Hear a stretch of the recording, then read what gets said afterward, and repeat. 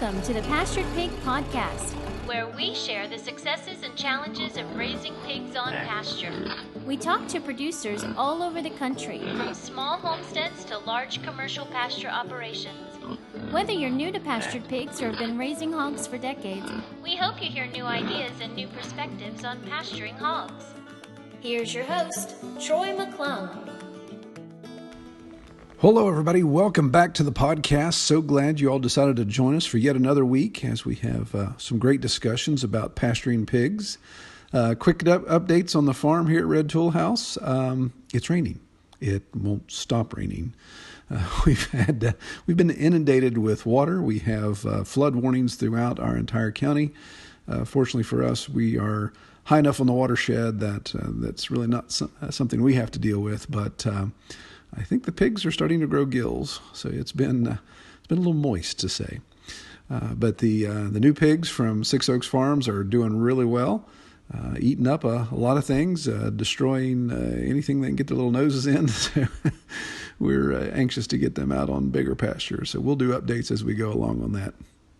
Well, on tonight's interview, I sat down with Grant Goldberg from Twisted Pines Farm, and he's in Colorado.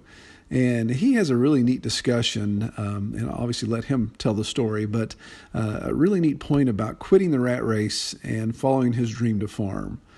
He just kind of took that leap of faith.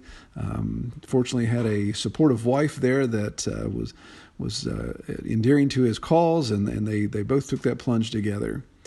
He also has a good discussion about educating the customer on how to understand the value of your product. He and I had some back and forth discussion about that and shared our experiences from both sides of our farms to say, this is what you have to do to help educate the customer on the value of product, why we can price our product where we do and justify that. So without any further ado, we'll get into the conversation and I'll catch you guys at the end. Hello, everybody. Welcome to the Pastured Pig Podcast. It's another week and we have another episode. Tonight's interview is with Grant Goldberg from Twisted Pines Farm in Colorado. So welcome, Grant. Thank you. Good to be on. All right. Well, I appreciate you taking the time to let me talk to you about what's going on there. So tell me a little bit about Twisted Pines Farm. Where are you and what's kind of the 40,000-foot elevation view of what you got going on there?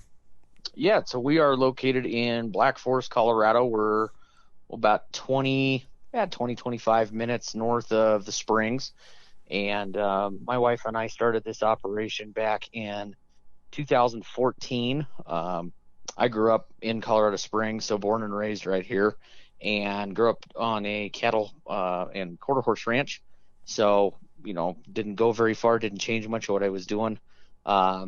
And we do all grass-fed and pasture-raised meat. So we do beef cows, we do pigs, grass-fed lamb, and then we do broilers and turkeys and ducks. And so, we kind of do it all, and we got a busy season when we are in full swing. So yeah, wow, I bet. And then and so winter is definitely our slow season up here, but it's kind of nice to relax and regroup and figure out all right, get ready for the next spring. So yeah, so is winter longer than the growing season there?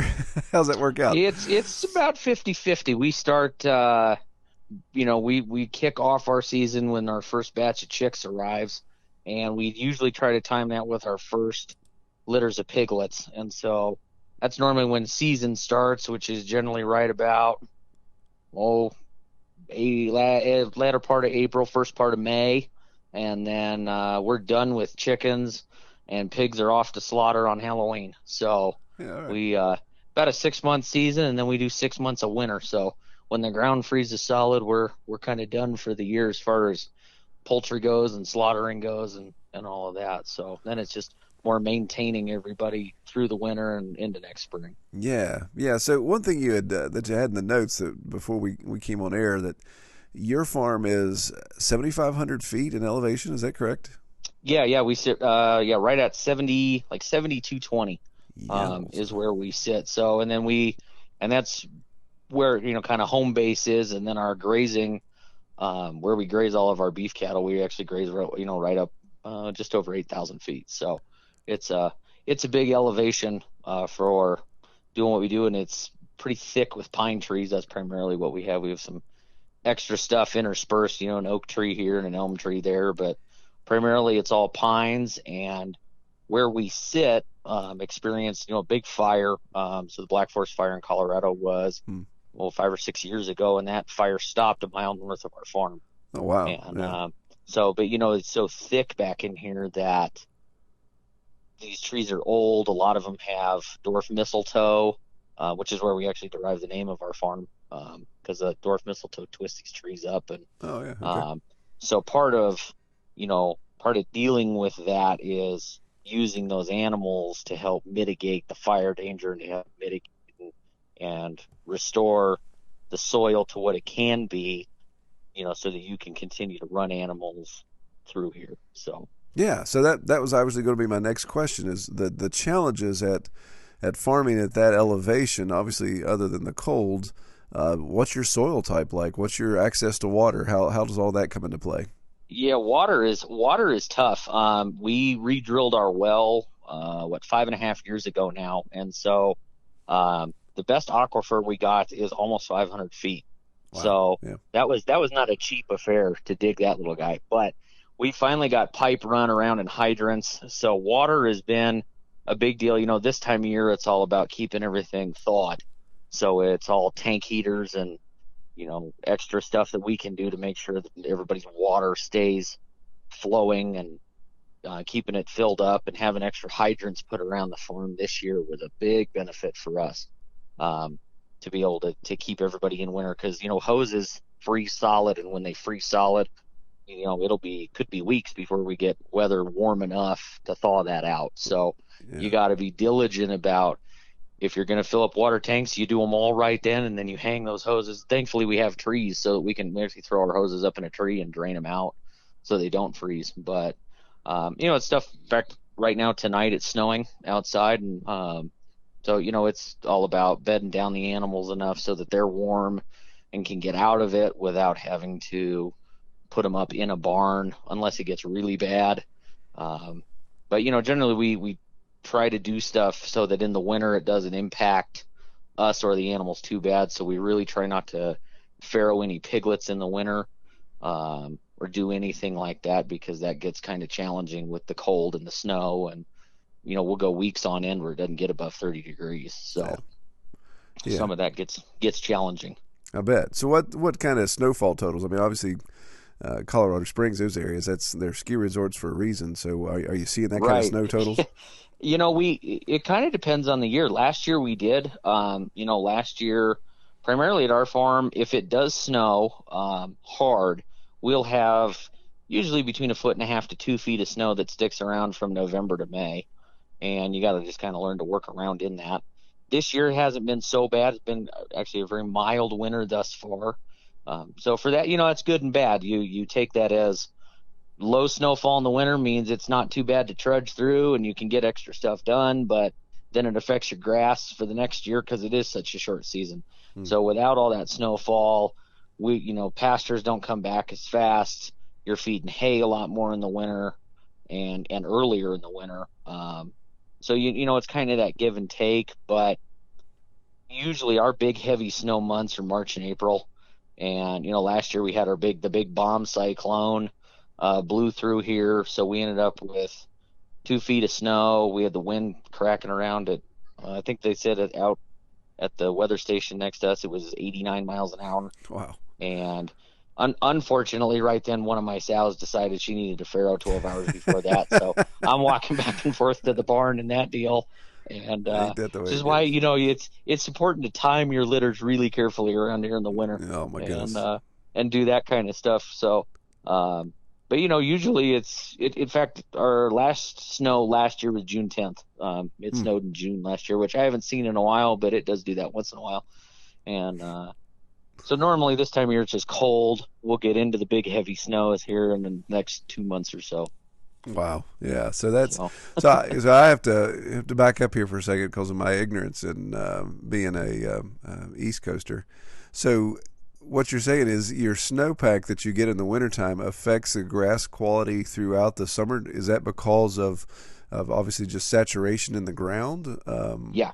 Okay. Yeah, absolutely. Yeah, our soil is, for lack of a better word, it's terrible. Yeah. Most of the soil, especially up here, because of where we sit in the forest, we get in some places too thick foot a mat of pine needles, and because of the acid in the pine needles, it kills everything. So part of what we use our pigs for primarily is a mulching crew. And so when we go in and take out the older diseased trees, the twisted trees, then we'll run our pigs through there, in a half acre to an acre paddock, and let those guys, and we'll leave them for a week, which is normally, in a group of 18 or so, a lot of guys would probably say, holy cow, you're going to destroy your dirt. It'll look like the surface of the moon. And they're right, it does, but that's kind of the point. Yeah. To let it look like the surface of the moon for a whole season, and we won't run anybody back over that section for a year. So, but if we can grind all that pine needles up and let those guys get in there and turn up the soil, we really have about 4 to 5 good inches of topsoil, and then we get into crushed granite and clay. And so it's a terrible soil to try and grow anything, unless we have the pigs. And what we've seen over the last 3 to 4 years especially is after we let the pigs get in there, then we'll go in and reseed behind them. And we reseed primarily with a lot of root crops, turnips and beets, and some carrots thrown in there, parsnips, and then we'll come in with a top cover too, to keep that topsoil from eroding away. And as long as we get some pretty heavy snow, we have great pasture. And if it doesn't snow very well, then we're bringing home cows off of graze in October instead of December because there's no more grass. Wow. Yeah. And so our pigs play a huge part in that for our pastures out here. Yeah, so I assume, as typical out west, then your summer season, your rainfall totals drop dramatically, and you don't have a lot of precipitation then to help out. Right. Okay. Exactly. Yeah, and it's heavy rain usually in June. July will be the month where we don't see rain for July, maybe most of August. And then September, October, it'll start to rain, and then it snows again. So if we get enough snow to really get that grass a good jump start in May and June, then we'll have really nice productive pastures, and we can substitute a little bit with irrigation here and there to get us through July and August. But if we don't get that good snowfall, then you got to start getting kind of creative with, okay, when do I start buying hay? And so we've learned around here after the last 2 winters that you just stockpile hay year round just in case. Right. Yeah. Be prepared. So, all right. Well, let's talk about the setup. Obviously, you're a pretty intense polyculture, it sounds like, with all these different protein sources. So how does that, you've talked a little bit about some of the pasture management with your pigs already, but how do you manage that? The size of the farm, how do you have that sectioned off when it comes to all your different protein sources there? Yeah, so what we do primarily with our cows, because they're kind of the first line of what we do, we feed around bales of hay all winter. We move that around and let them waste hay for really, there's lots of guys that'll cringe at that, but we let those cows get in there and they'll pull out the hay and they waste on it, and then doing what they do, they stomp on it and poop in it and stomp on it and poop on it and then lay in it, and then they pull more down and they do all that. And then by systematically moving them around, what we're doing is packing down and creating, anaerobic compost is really what we've done. And then as the snow falls on it, it kind of locks it in for the whole winter. Once spring hits, we'll bring our sows down and let them start tearing through. And then after they farrow, and we have our sets of piggies that we move through with all electric wire, we let them go to town and tear it all apart. And then we'll reseed behind them, and then we'll bring our chickens through, to kind of help spread the manure back out and reseed one more time. And by doing that, you can add, 2 to 3 inches of topsoil a year up here to do that, so that you can really build your pasture back through. And, it's kind of a chaotic ballet, but we're always moving a group. So whether that's the sows get moved over here, the goats need to get moved over to this, pasture to knock down the grass that nobody else will eat or can use first, so we'll come through with our herbivores, then our pigs, then our chickens.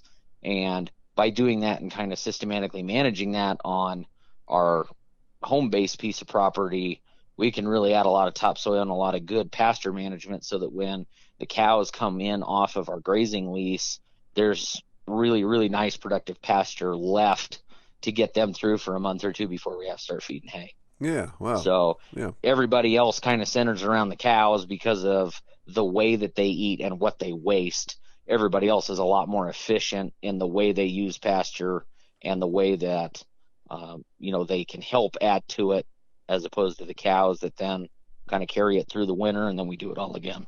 Yeah, okay. So how many acres of pasture are you managing with this whole setup? So with our pigs and that whole deal, we run on 8.5 acres of pasture, and then our cows we lease about 650 acres. Oh wow! Okay. Yeah. Up here it's terrible. I know you guys back east.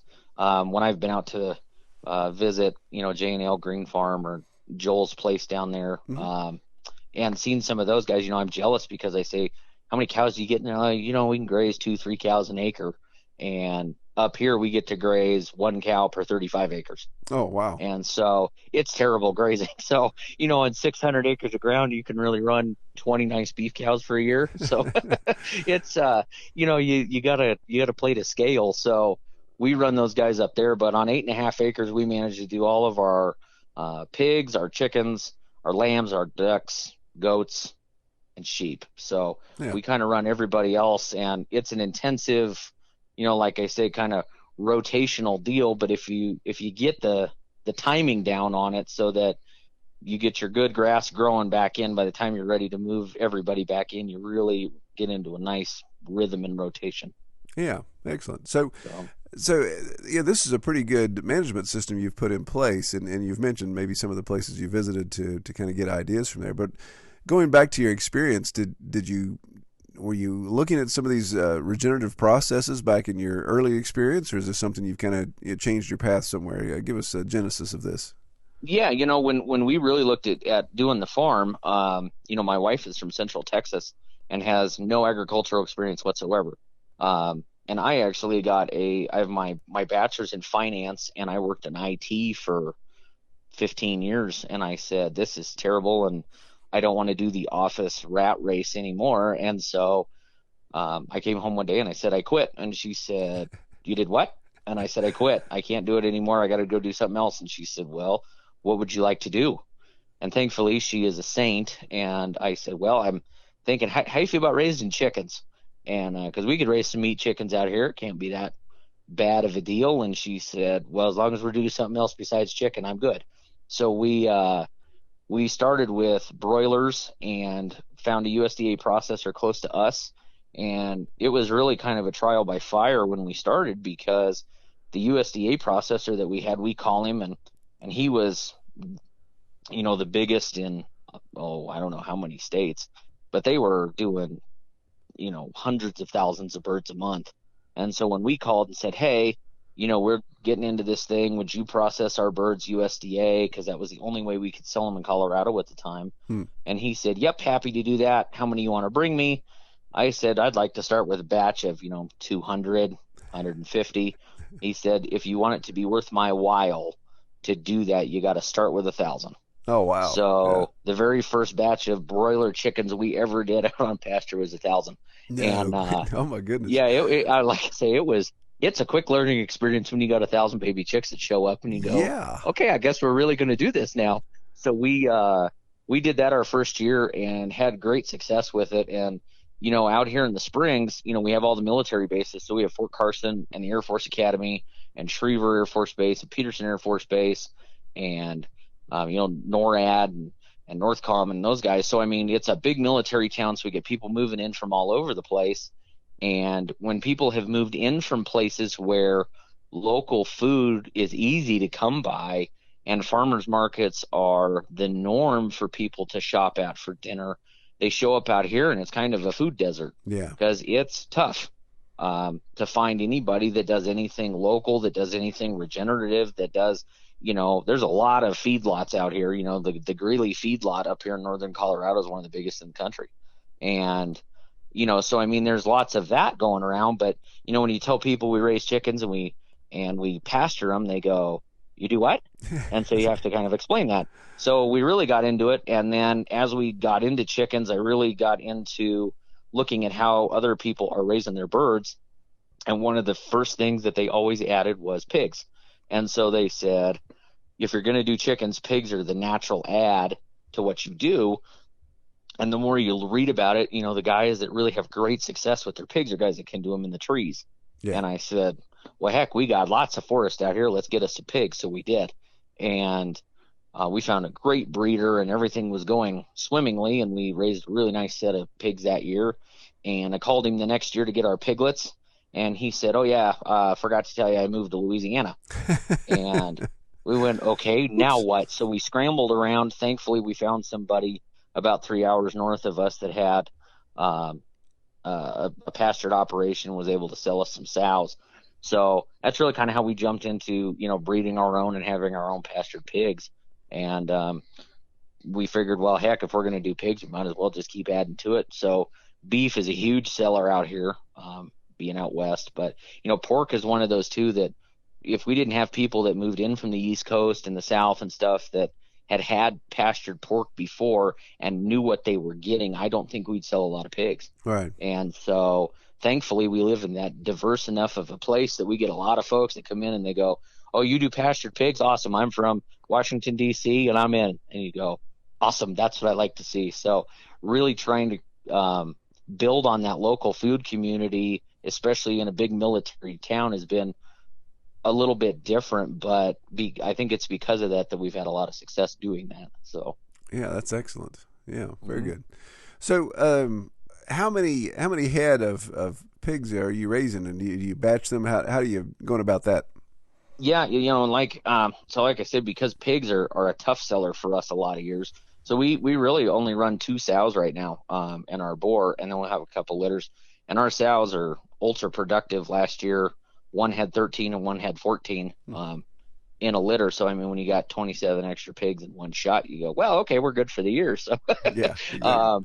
You know, and so, and based on the way we sell it, you know, we still live in a town around here too, where, you know, when you tell people, okay, these are our pigs, and they see our sows that are, you know, 600 to 700 pounds, they think that's what they're going to end up if they buy half a pig or a whole pig. Right. Yeah. And they go, holy, you know, crap, what am I going to do with that much? And you go, no.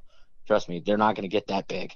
And so you got to kind of walk them through it, but buying it in bulk is still really scary. And so we usually do 2 to maybe 3 litters a year, depending on demand for it. And then, but other than that, we really use our sows and our boar as primarily our mulching crew, and then our piglets as we raise them. We move them a lot slower, but those are the ones that I like to get back where the cows are and let those guys just go destroy everything in sight so that we can reseed and rebuild. Yeah, absolutely. Yeah, use that destructive nature for positive, definitely. Absolutely. All right. So is there there's several things. Let's back up real quick. So this is, you had mentioned you quit your job to do this, and your wife didn't murder you in your sleep. She agreed to it. Yep. So is this still your full-time gig? You're still at a full-time farmer now? Yep. And my dad has his own business. My dad's been an attorney in town here for 34 years. And so I will go in and help him with his IT. You know, he's one of those guys that loves technology, but doesn't want to go through the pain of setting it up. So he'll call me and he'll say, okay, I need you to come into town for the day, and I need your help setting stuff up.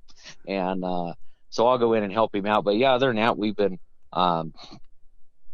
you know, doing this full time, and it's, you know, anybody that does this knows it's, you know, it's a 7-day a week, 100 hour a week hobby. Yeah. And so, but yeah, I wouldn't trade it. My wife, Allison, she's an orthopedic nurse, and so she works 2 days a week. So it's, you know, me and my 2 boys out here by ourselves 2 days a week, and it's mayhem, but that's something I wouldn't trade that for the world. No doubt. So that's great. Getting to have them out here, and when you just load them up, and when you tell them, okay guys, time to go feed the pigs, or let's go, find the chickens, they're out helping slaughter chickens, and they do all sorts of stuff with us. So yeah, it's been fun. But yeah, it was, thankfully she didn't say, well, I hope you're going to march back into your office and ask for your job back, because you've obviously gone crazy. Exactly. And she didn't have me committed. So right. For that, I was thankful. But yeah, when I said this is what I want to go do, and I think that there's more to life than running the rat race and making $100,000 a year so that, I have to beg for 3 weeks off to actually get to go spend my money and spend any time with you guys. Right. And I said, that just doesn't make sense to me anymore. And, even though that's what you're beat into you in college and, and in high school is, go to college and go get a, high paying job and, go work here 60 hours a week. And, you do that for a couple of years and you go, I don't really see the point. Yeah. And I'd rather do something that at the end of the day, I felt like, I gave something back to my community. I gave something back to, to God that gave me the ability and the brain to do this. And so it's one of those things that I said, I took about a 75% cut in pay. Right. And, but we just go make it work. And so, you say, all right, well, I guess we ain't eating out anymore. And, gas gets a little thinner, but you go grocery store shopping right after you drop off the pigs at slaughter. So, exactly. You just make it efficient. And, so it's been an interesting couple of years, for sure doing it that way. But, like I say, I wouldn't change it for the world. So.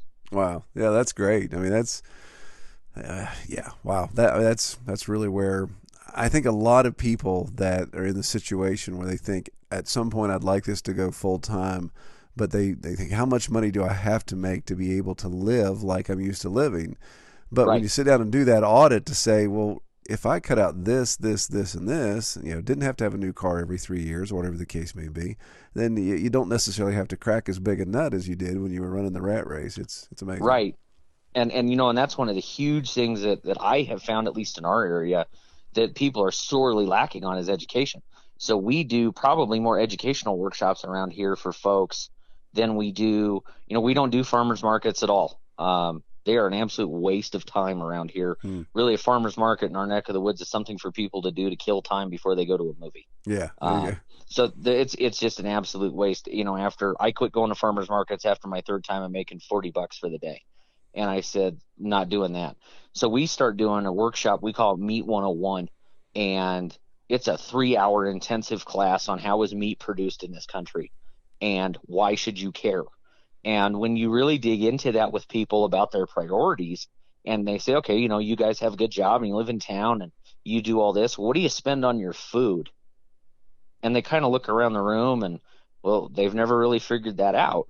And when you tell them, the average American family spends, less than 10% of their gross income on food for the month, and we're the second lowest in the world, on what we spend of our gross on our food. Yeah. People start look, they kind of look sideways at each other like, okay. And you go, well, what do you think your life would look like if you spent like 20% of your gross on your food? And they go, well, I don't know. And so people always say, well, yeah, I would buy the good stuff, but it's really expensive. Well, yeah. I mean, I don't do this for free. I love what I do, but I need to keep the lights on in my house too. And, you're going to pay what it actually costs to produce your food. And some people really get that and man, they're on board and you've made customers for life. And other people, kind of walk out of there like you hit them over the head with a 2x4. Right. And, at least you give them something to chew on. But it is one of those deals that's when you start talking priorities with people, you hit them right where they live. And like you said, if you sat down and did the math and think, okay, do I need the new cell phone in 2 years? Probably not. Does my current iPhone work? Yep. Do I really need the new one? Probably not. All right. Well, now what do we do with that money? Do we have to buy a brand new car? Do we really need to go on a vacation every year? Or can we do that every 2 or 3? Yeah. And, so it's really just chatting with people about the priorities in their life. And, I don't think I could have that conversation with anybody until I got mine straight. And once I figured out my priorities were to be here, with my family and to raise my boys and to do something that I felt like mattered in the world, all of a sudden you can go have that conversation with people and be like, I've been where you've been, but something to think about. And, so it's not a pushy, judgy way, but you can say, what, think about it. And if you're good with the way things are, great. And if you're not, then go change something. Yeah. Yeah. And you there's a lot of good points there. And I like to come back to the one that I think that that needs to be understood and stated, especially for people starting out in any type of farming endeavor where you're raising quality food, but specifically with pastured pork. As people start to poll the potential audience, their potential customer base, like, hey, do you think you'd end up paying X for for sausage or for this amount per pound for all? Well, no, I wouldn't do that. I can go to Walmart and I can get in their produce section or their meat section, I can get 99-cent pork chops. So no, I would never pay for that. And people find themselves being discouraged and think, wow, how am I going to be able to compete with this? But it really comes back to your key point there of education. If you're busting your butt trying to convince somebody to that they're trying to compete with a 99-cent pork chop, then that's not your audience. Your audience is somebody that realizes, okay, that 99-cent gray hunk of whatever isn't the same thing as what Grant's raising over here on his pasture. This is something totally different. I can justify that $5 or $6 or whatever it is a pound at that point. Right. Yeah, exactly. And there's a lot of that goes on. And so, that's what I've told. And we've had a lot of guys out to our farm too that say, hey, I want to start doing what you do. And it never fails. We go to one big event every year, marketing for us. And without fail, somebody always shows up and they go, man, you're doing what I want to go do in life. And you go, well, why don't you go do it? Yeah. And, you hit it on the head. They say, oh, I'd never be able to make money doing it, or, oh, gee, I don't know if I ever could. And, that's what I always tell them is, the first step to doing this is you've got to go start. Go get yourself some pigs. Come out, take a tour of our operation. I'll show you what we do. Yeah. I'm not going to give you every trade secret in a book, but, and the things that I've learned that have cost me blood, sweat, tears, and money. But, I can give you the basic overview because, at the end of the day, there's more people, in a 10-mile radius of my farm here than I could ever feed. And so I need extra guys out here that I can call on to help, or if they need help and, stuff like that. And so it's just one of those deals that if we can all kind of band together and then educate the customer on, what's the difference between that, your Jimmy Dean sausage and why is that $3? And Grant, why is your sausage $8 a pound? Yeah. That's up to me to really educate them on what the difference is. Yeah, and that's another good point you made there about this concept of a rising tide is going to lift all the ships here, especially in a situation like you're describing. We're in a food desert, and there's so much of an education curve. But if people start polling and say, okay, this Grant guy over here is nuts because he wants $7 for a sausage or $6, whatever it is. Mm-hmm. But then I go talk to this other guy that's doing something similar to Grant. Well, his is the same price. Well, this guy's same price. Okay, there's something to this. Why is this sausage so expensive? Why is it not equivalent to Jimmy Dean? And right. And that's where that benefit comes into play. And like you say, there's so much need for regenerative farming, natural farming, pasture products type of thing that you're not going to trip over the same customer. You may from time to time, but you're not going to have to be cutthroat with other people in the area doing the same thing. Right.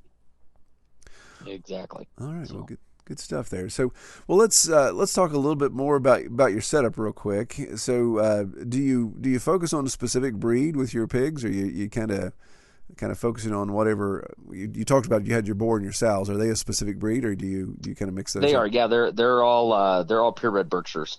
Okay. So, yeah. And I like the Berks. They tolerate the cold amazingly well because we don't have heated barns. We don't have. Right now, they're out in a plastic 3-sided hut with a bunch of straw, and they are totally happy. And I've been really excited with how they've done. We finally found a mill around here that would do a custom blend feed for us. And I've been just absolutely thrilled with how these guys grew last year on that particular ration that we feed. So, we've in the past, before we had our breeders, we raised Durocs, and they did pretty well. I was pretty happy with them. They didn't tolerate the cold as well as I'd like. We've done anything that's light-skinned out here, your Yorks, your land races, stuff like that, it just does not survive.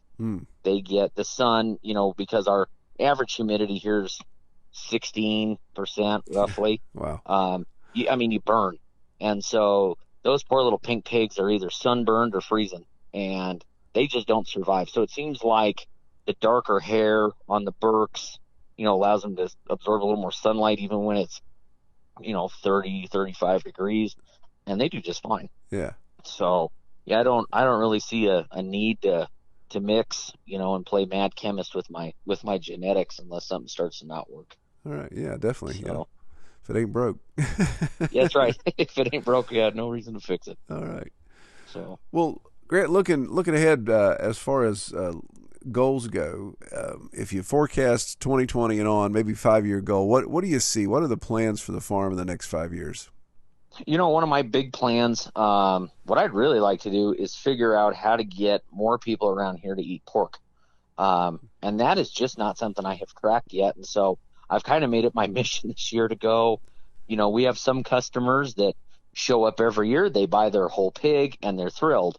And you go, great, what's the difference between that customer and most other people when they come out here? And the first question we get is, do you guys raise beef? Yeah, we do, just like everybody else out here has cows, and you can get a half a cow from anybody down the road. And, and so then they say, what else do you do? And you say, okay, we do chickens. Great. Can I buy chicken? Yep, always can.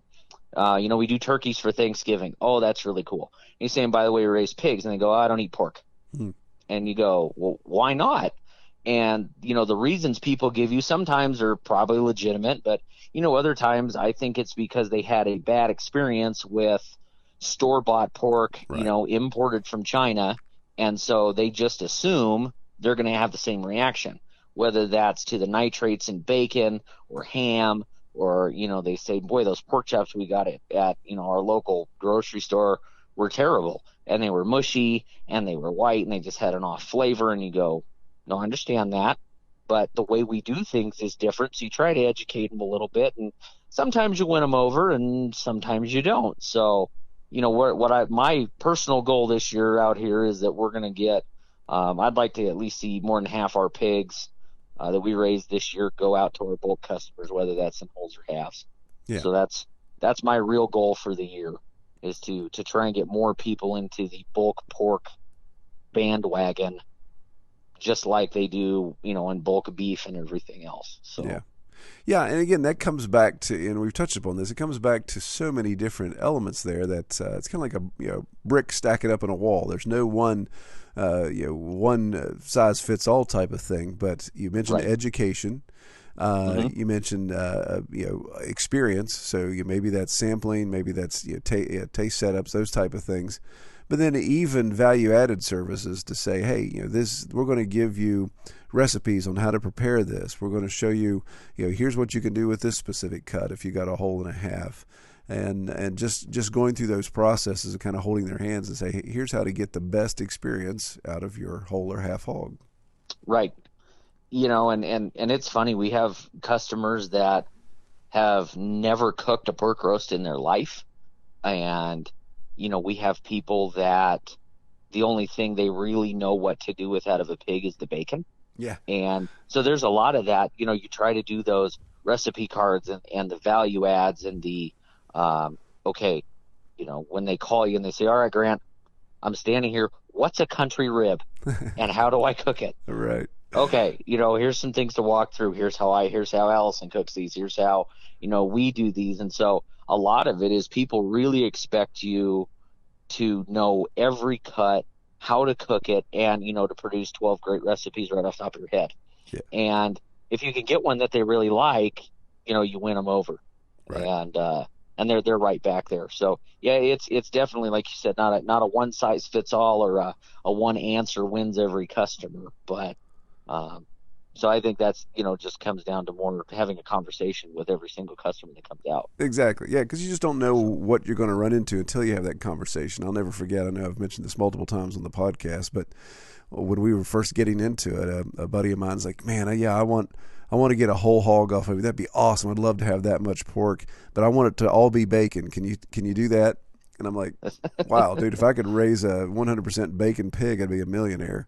Right. Yep. But they're just not understanding. It's like, well, I just thought bacon was just something you did extra after you cut it off. And people say, hey, I got something called a Boston butt, but it's not the ham, right? Because this is my ham. So is this, what part of the butt of the pig is this. And it's like, well, not technically a butt. It's the other side.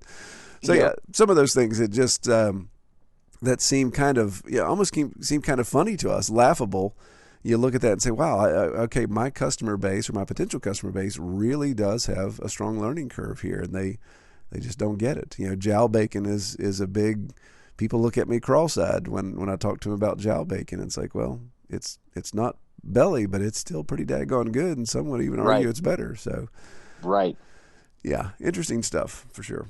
So, yeah, which is good.